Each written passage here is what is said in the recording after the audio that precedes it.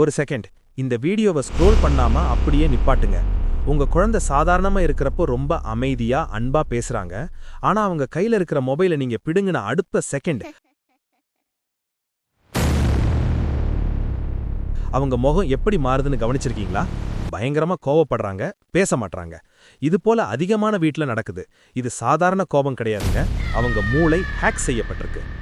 Hi நண்பர்களே, இது நம்ம கதை பாக்ஸ் தமிழ். கொஞ்ச நாளைக்கு முன்னாடி டெல்லியில ஒரு 14 வயசு பையன் நைட்டு முழுக்க ஒரு ஆக்ஷன் கேம் விளையாடிட்டு இருந்திருக்கான். அவங்க அம்மா வந்து போனை வைடான்னு சொல்லி வைஃபை கனெக்ஷனை கட் பண்ணிருக்காங்க.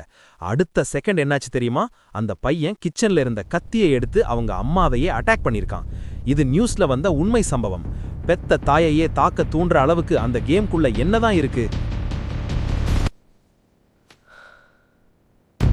சைக்காலஜி ரீதியா மூளைக்குள்ள 3 பயங்கரமான விஷயங்கள் நடக்குது. இத ஒவ்வொரு பெற்றோரும் கட்டாயம் தெரிஞ்சுக்கணும். முதல் விஷயம், அமிக்டாலா ஹைஜாக். எது சரி எது தப்பு, யார்கிட்ட எப்படி நடந்துக்கணும்னு நமக்கு சொல்லிக் கொடுக்கிற அறிவு பகுதி தான் நம்ம மூளையோட முன்பகுதி, ப்ரீஃப்ரான்டல் கார்டெக்ஸ். ஆனா குழந்தைங்க இந்த ஆக்ஷன் வீடியோ கேம்ஸ் விளையாடும் போது சுடு, தப்பிச்சு ஓடு, அடின்னு அவங்க மூளை ஒரு விதமான போர் நடக்கிற இடத்துல இருக்கிறதா நம்பிடும்.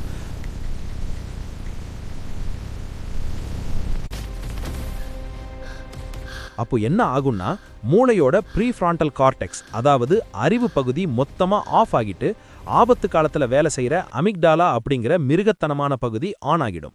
அந்த நேரத்துல நீங்க போனை பிடுங்குனா, ஒரு சிங்கத்துக்கிட்ட இருந்து அதோட உணவை பிடுங்குனா அது எப்படி ரியாக்ட் பண்ணுமோ அப்படி ரியாக்ட் பண்ணுவாங்க.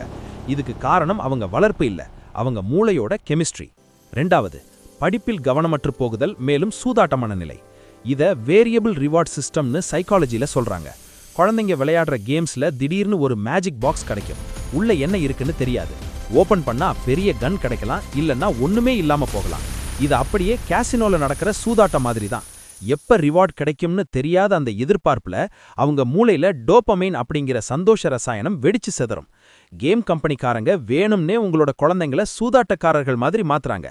இந்த டோபமைன் போதைக்கு மூளை அடிமையாகிட்டா ஸ்கூல்ல போய் பாடம் படிக்கிறது மேலும் வெளியே போய் விளையாடுதல் போன்ற ஆக்டிவிட்டீஸ் அவங்களுக்கு ரொம்ப போர் அடிக்க ஆரம்பிச்சிடும். படிப்புல கவனம் சுத்தமா செதறிடும். மூணாவது, உணர்ச்சிகள் மறத்து போகுதல்.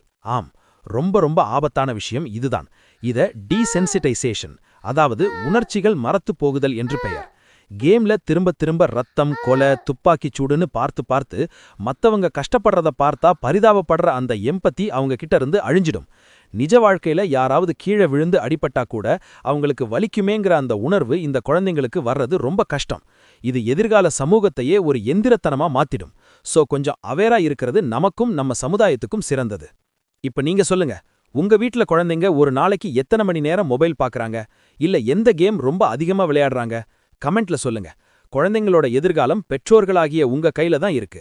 நாம எல்லாரும் தெரிஞ்சுக்குவோம். ஏன்னா இது ஒவ்வொரு வீட்டோட பிரச்சனை. இதுக்கான தீர்வு என்ன? நாளைக்கே மொபைலை உடைச்சு போடுறதில்ல, அது நிலைமையை இன்னும் மோசமாக்கும். டிஜிட்டல் டீடாக்ஸ் பண்ணுங்க. கொஞ்சம் கொஞ்சமா நேரத்தை குறைங்க. கேம்ல கிடைக்கிற அந்த டோபமைனை நிஜ வாழ்க்கையில கொடுங்க. அவங்க கூட உட்கார்ந்து கேரம் விளையாடுங்க, செஸ் விளையாடுங்க. தோத்து போய் அவங்கள ஜெயிக்க வைங்க. அந்த சந்தோஷத்துல அவங்க மூளை நிஜ உலகத்துக்கு திரும்பிடும். குழந்தைங்களோட எதிர்காலத்தை காப்பாத்த தயவு செஞ்சு இந்த வீடியோவை உங்களோட ஃபேமிலி வாட்ஸ்அப் குரூப்ல ஷேர் பண்ணுங்க. உங்க நண்பர்களுக்கு அனுப்புங்க. இது போல நிறைய உண்மைகளை தெரிஞ்சுக்க நம்ம கதை பாக்ஸ் தமிழ் சேனலை மறக்காம சப்ஸ்கிரைப் பண்ணிடுங்க. நன்றி.